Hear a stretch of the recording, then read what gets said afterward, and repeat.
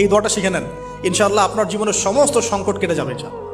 আমি নিজেও এই দোয়াটা বেশি বেশি করার চেষ্টা করি। দোয়াটা হচ্ছে, মুসা আলাইহিস সালাম একটা গাছের নিচে হেলান দিয়ে বসলেন, বসে দেখলেন দুজন মেয়ে দাঁড়িয়ে আছে দূরে, পানি নিতে পারছে না, লোকজন পানি নিয়ে যাচ্ছে, ওরা দাঁড়িয়ে আছে বেচারি। মুসা আলাইহিস সালাম গিয়ে বললেন, কি সমস্যা আপনাদের?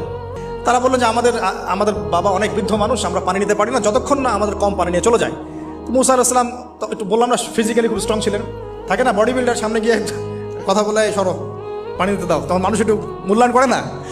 তো মুসা আলাইহিস সালাম এভাবে পানি নিয়ে দিলেন এবং বাছুরদেরকে পানি পান করালেন, করিয়ে গাছের নিচে এসে বসে আছেন।